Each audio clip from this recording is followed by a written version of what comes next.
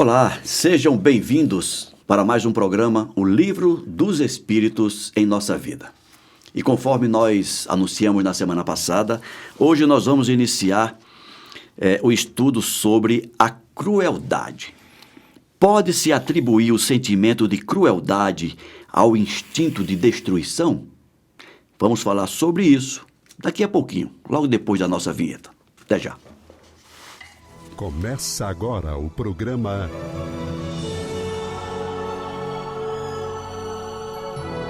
O Livro dos Espíritos em Nossa Vida.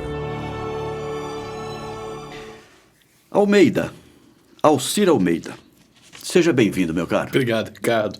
Obrigado a cada um de vocês que nos acompanha pelas mídias sociais da Comunhão Espírita para tratar desse tema que pode não parecer, mas também dá polêmica, né? Que é a crueldade. Forte abraço a cada um de vocês.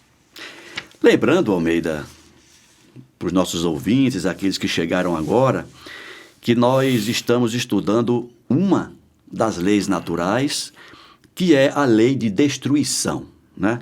Então, dentro do estudo da lei de destruição, nós já estudamos os flagelos destruidores, nós já estudamos sobre as causas que levam os homens às guerras, falamos a semana passada sobre homicídio.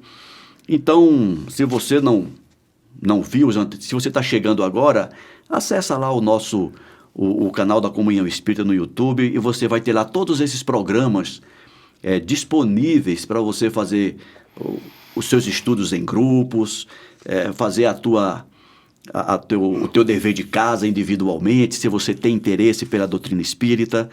E hoje, dentro desse bojo todo de estudos, vamos falar da crueldade. A partir da questão 752, quando o Kardec fez essa pergunta que eu fiz agora há pouco, aqui na introdução, Almeida. Pode-se atribuir o sentimento de crueldade ao instinto de destruição? Olha, responder essa pergunta faz a gente voltar ao fundamento, né? Lembra que o primeiro programa que a gente falou de lei da destruição, eu sempre falei, olha, eu não gosto dessa palavra, né? É a lei da transformação. Quando a gente começa a compreender que existe a transformação na matéria, a gente compreende os limites do que pode e deve ser destruído. Perfeito. Então, quando a gente vai falar de crueldade, é justamente o contrário. É quando alguém gosta da fogueira não pelo calor que ela gera, não pela transformação que ela é possível de fazer nos alimentos, não, pelo prazer de destruir a árvore. Isso é ser cruel, né? Tá certo. Quando eu quero matar, quando eu quero destruir, quando eu quero arrasar, quando eu quero causar caos e confusão, isso é ser cruel. E isso não é a parte boa da lei de destruição. Isso aí é o que existe de ruim, né? Então, quando eu falo, pode-se atribuir o sentimento de crueldade ao instinto de destruição, instinto de querer destruir as coisas, é cruel. Poxa, quando eu pego uma árvore, né, eu sou um lenhador, eu vou lá e derrubo a árvore, porque eu quero construir um lar, não tem crueldade envolvido. É transformar aquela madeira em tábua para poder construir uma parede, construir uma casa, construir um lar. Fazer um barco para pescar. Fazer um barco para poder pescar. Uma ponte. Uma ponte, fazer um barco para poder viajar, para visitar lugares mais distantes. Isso é uma coisa, né? Ou quando eu pego carvão, minério, eu estou destruindo o carvão. Eu estou destruindo o minério, mas eu estou criando aço. Né? São processos de transformação em que a destruição está associada. Perfeito. Aquela forma antiga é destruída e eu trago uma nova forma. Quando eu quero destruir porque eu quero acabar com tudo, isso é cruel. Isso não é legal, né? E isso demonstra atraso no meu ser.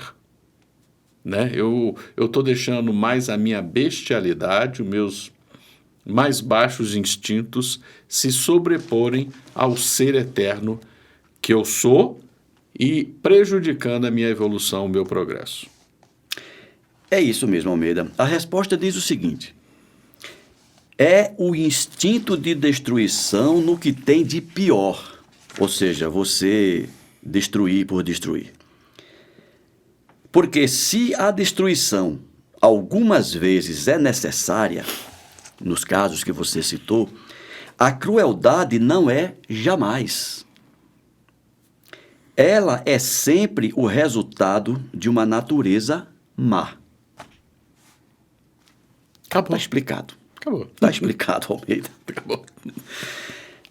753. Como se explica que a crueldade é o caráter dominante dos povos primitivos? Essa até eu responderia.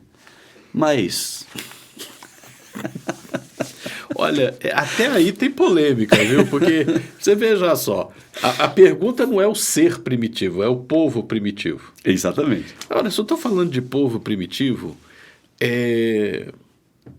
teve uma cena muito bonita do filme O Último dos Moicanos, que pegaram aquele ator inglês Daniel Day-Lewis para ser o protagonista, e que não é única, não é o único lugar onde você vai ver isso.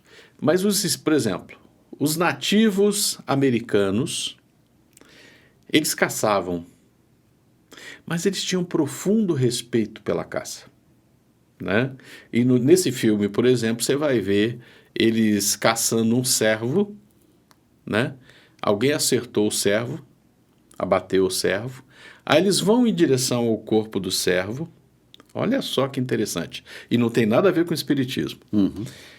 Eles vão em direção ao cervo, antes deles começarem a carnear o bicho, né? Antes de tirar o pelo, de tirar as vísceras para poder assar a carne e comer, eles agradecem à natureza por ter alimentado aquele animal, por proverem eles de comida, e agradecem ao espírito do servo que foi abatido. Que coisa. Tem essa cena no filme, né? Eles agradecem à natureza que alimentou o animal e agradecem ao espírito do animal. Na crença deles, é para que o espírito não fique assombrando eles, né? É diferente do espiritismo, não tem nada a ver com o espiritismo. Uhum. Mas eles agradecem. Aí eu pergunto, isso é primitivo? Isso é primitivo? Isso é uma manifestação primitiva de bestialidade? Não parece, não. Não parece, né? Então a gente tem que tomar cuidado. Então aquela coisa, seres primitivos têm a possibilidade de serem mais cruéis, né? Um espírito mais troglodita, mais ogro, mais atrasado no desenvolvimento, é natural de que ele tenha instintos mais próximos à da animalidade, né? Agora, quando a gente coloca isso com povos primitivos, a gente pode cometer erros terríveis. E aí eu me preocupo. Mas, por favor. Não, eu que me precipitei aqui. Uhum. É que a gente precisa primeiro, Almeida, ter em mente o conceito de povo primitivo. Sim. Né? Primitivo com relação a quê? Porque a gente pode considerar que primitivo seria uma comunidade que não tenha smartphone, nem televisão a cabo. Então, eles são primitivos, eles não têm smartphone. Uhum. Né? E quando a gente vai a algumas culturas... E agora estão tentando convencer que povos primitivos são aqueles que não têm carros elétricos. Olha, daqui mais um tempo vai pegar esse conceito, viu? E quando você traz um fato como esse, né, Eu só quis botar polêmica. Como é que você disse semana passada? Botar fogo no parquinho. Botar fogo no parquinho. Você vê que a primitividade não está no modo de vida enquanto sociedade e enquanto produção de bens materiais. A primitividade a que o Kardec se refere e os espíritos respondem é do ponto de vista do espírito. Ser primitivo. Não é isso? É o ser. Quem garante que muitas comunidades no planeta Terra, hoje, em pleno século XXI, não é mais primitiva do que algumas tribos indígenas lá na América do Norte de 200, 300 anos atrás? Que parâmetro a gente vai... É só o uso de carro elétrico, de smartphone, de TV a cabo que vai definir o que é primitivo ou não? Quem é o mais evoluído? Não é isso? Algumas falas, né, que a gente vê por aí, que alguns países da Europa são mais evoluídos do que a América. Mas evoluído em que sentido? O que é desenvolvimento? O que é O desenvolvimento? que é progresso? O que é evolução? Né? Eles são mais desenvolvidos porque tem umas casinhas bonitinhas, porque a rua é limpa, né? Porque não joga lixo no chão, etc. É isso que vai determinar que um povo é evoluído e que o outro é primitivo? Não sei.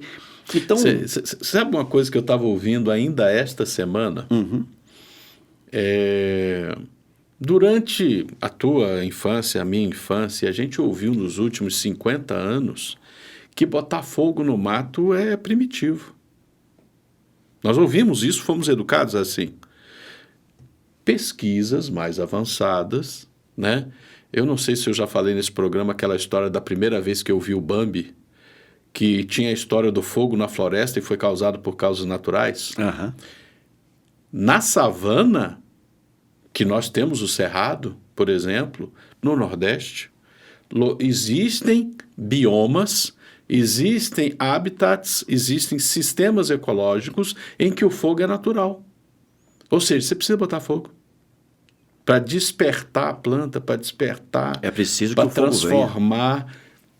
O bom uso do fogo, o manejo do fogo, como se costuma dizer hoje, é o necessário. Então a gente tem que sempre tomar cuidado com essa palavra primitivo e evoluído. E a gente não pode aceitar como verdade absoluta porque algum especialista disse.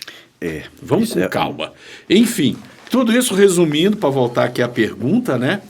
Sim, entre povos tecnologicamente mais atrasados, é mais comum você encontrar espíritos primitivos. Então, alguns hábitos que nós, no nosso processo civilizatório, reconhecemos como cruéis, exemplo, a cunhambira da semana passada, né?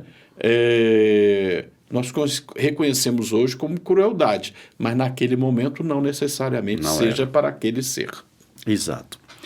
E olha que interessante a resposta que os espíritos deram, Alci. Eles disseram assim, entre os povos primitivos, como os chamas, a matéria domina sobre o espírito. Então, os espíritos já trouxeram aqui um indicativo do que é que ele está entendendo de povo primitivo. Sim, vamos com calma. Né? Vamos com calma. Eles se abandonam aos instintos animais e, como não têm outras necessidades que as da vida do corpo, não visam senão a sua conservação pessoal, e é isso que os torna geralmente cruéis. Eu diria mais, sabe? Com os conhecimentos que a gente tem hoje, ele adota comportamentos que, na sua natureza e na sua realidade, aumentam as possibilidades da sua sobrevivência. O que ele não consegue dominar, ele mata. Mas você consegue perceber, até esse ponto da resposta, que no conceito de primitividade tem uma coisinha chamada ignorância? Tem, claro que tem. À medida que você sai da ignorância para a luz do conhecimento, você vai se afastando dessa primitividade. Então, pegando essa frase que você citou agora há pouco, né? O indivíduo bruto, ele não pensa, se ele está aqui e aparece um animal aqui... Que ele percebe como ameaça? Ele vai destruir o outro, ele não quer saber disso. Vai chegar um momento em que ele vai dizer assim, olha, eu não preciso... Eu estou vendo aquela onça, mas na verdade ela está indo ali para beber água. Ou mesmo, eu não preciso matá-la. Se eu me proteger, se eu conseguir subir numa árvore, se eu conseguir entrar dentro de uma casa, eu não vou precisar matá-la para me proteger. Ou seja, não necessariamente a minha proteção está na eliminação do outro. Ainda há pouco a gente estava falando de fogo, né? Caramba, o homem quando dominou o fogo, começou a dormir em volta da fogueira por quê? Não, é para esquentar? Não necessariamente. Às vezes você estava num calor desgraçado, você não saía de perto da fogueira. Que ela espanta os animais. Espanta os animais. É proteção. É proteção. Não é isso? Eu não preciso matá-los, basta eu espantá-los. Basta eu ficar aqui perto do fogo com um pedaço de pau queimando que ele vai fugir. Não preciso matá-lo. Continuando. Aliás, os povos de desenvolvimento imperfeito estão sob o império de espíritos igualmente imperfeitos. Olha, Almeida, como isso aqui vem ao nosso encontro, ao encontro da humanidade. Vou repetir. Os povos de desenvolvimento imperfeito estão sob o império de espíritos igualmente imperfeitos que lhes são simpáticos, até que os povos mais avançados venham destruir ou enfraquecer essa influência. Então, vê que a influência do mal ou do cruel somos nós, no nosso avançar, que afastamos de nós. É similar a dizer que as trevas só se vão quando nós conseguimos fazer luz. Enquanto a gente não for luz, viveremos na treva. Mais alguma coisa, Almeida? Não, acho que aí já foi bastante. Só para a gente perceber que existe detalhes na pergunta que não são tão óbvios. Pois é, Almeida. E nós conversávamos agora há pouco, né, sobre um colega que estava acompanhando um programa também sobre o Livro dos Espíritos, onde uma pessoa lê a pergunta e o outro lê a resposta apenas. Não basta, porque tem meandros, minudências nas perguntas e nas respostas que a gente precisa espremer um pouquinho para sair o conhecimento. Não é por acaso, não é, Almeida, que, por exemplo, nós estamos aqui no livro 3º do Livro dos Espíritos, e que o livro 3º do Livro dos Espíritos é a origem, é a base do que vem a ser o Evangelho segundo o Espiritismo, as leis morais. Né? Jesus já dominava isso tranquilamente. Tranquilamente. E está tudo no Evangelho. Está tudo no Evangelho. No Evangelho, o Kardec diz de forma mais escorreita, mais analítica, aproveitando as falas do Cristo, do que está de forma densa aqui no Livro dos Espíritos. Que eu digo. 2000 anos atrás, Jesus já tinha dito tudo. Tudo isso. O que acontece aqui é que, por revelação dos Espíritos, nós estamos dizendo, aquilo que o Cristo disse vale muito e continua valendo. Mas precisa ter olhos de ver. Sim.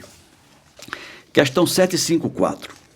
A crueldade não provém da ausência do senso moral? Olha, o Kardec agora foi na raiz do problema, né? Pois é, né? A gente lê no Livro dos Espíritos que o desenvolvimento intelectual engendra o desenvolvimento moral. Possibilita. Né? Possibilita. Ele dá as ferramentas. Isso. O que não quer dizer que as pessoas usem. Não garante. Não garante. Agora, com certeza, crueldade é indicativo que o senso moral está frágil. Significa que a pessoa ainda não desenvolveu esse senso de moralidade, essa percepção do que é certo e do que é errado em conformidade com as leis naturais. Uhum. Né? E aí eu volto aqui nas conversas de semanas atrás, que de vez em quando a gente tem que entender, a moral do Espiritismo é a moral cristã. É a moral do Cristo. E aí o que me lembra também aquela palestra que a gente estava comentando, meus irmãos, nunca se esqueçam disso. Coloquem o Evangelho dentro da casa de vocês, coloquem os exemplos do Cristo, os exemplos de Jesus para você, para a sua companheira, para o seu companheiro, para os seus filhos. Permitam que o Cristo entre na casa de vocês. Né? Uhum. Porque se vocês não deixam a mensagem do Cristo entrar na casa de vocês, a mensagem da televisão, do rádio, das mídias sociais, outras que não cristãs, vão entrar. De alguns especialistas. De alguns especialistas. E por aí vai. Né? Então, respondendo aqui, senso moral e crueldade. Com certeza, crueldade é falta de senso moral, é a falta de desenvolvimento daquele ser, indicando um primitivismo, uma proximidade com os instintos animais. E um distanciamento, consequentemente, do senso moral. Com certeza. E a resposta diz isso, Almeida.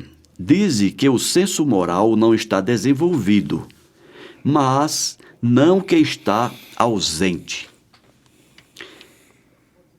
Porque ele existe, em princípio, em todos os homens. Então, não é que a pessoa cruel não tenha senso moral.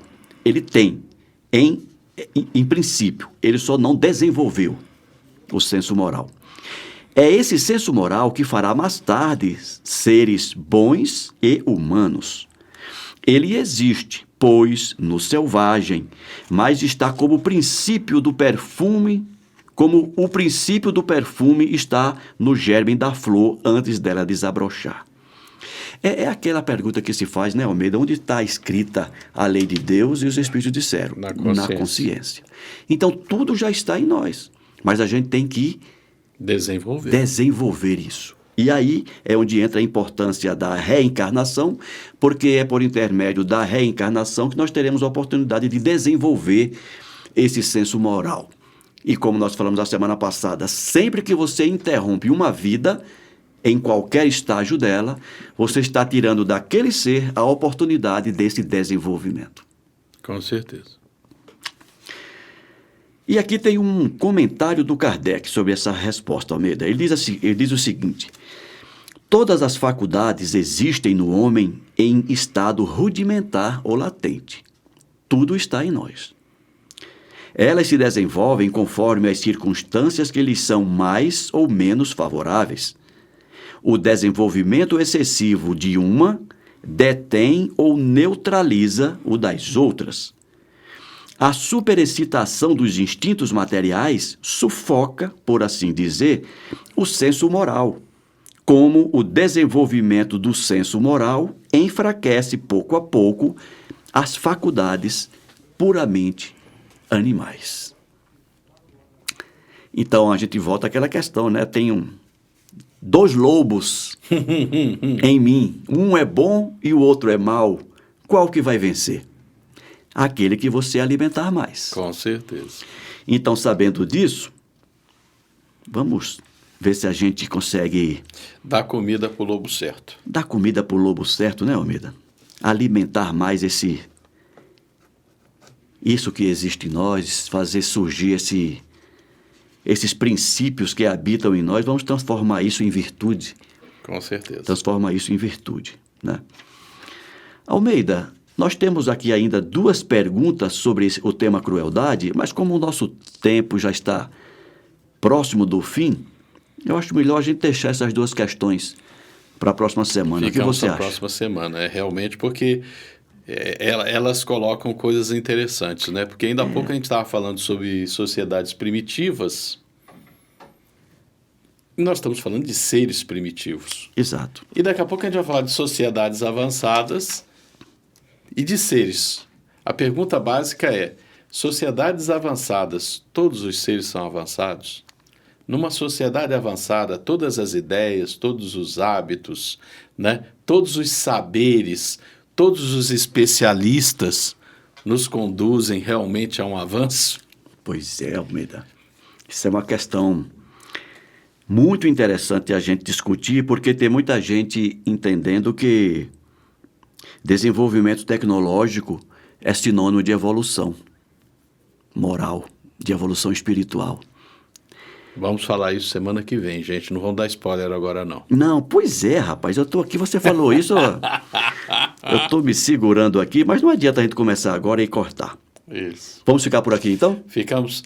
Abraço a todos vocês. Dona Ivani, um abração para a senhora, Dona Ivani.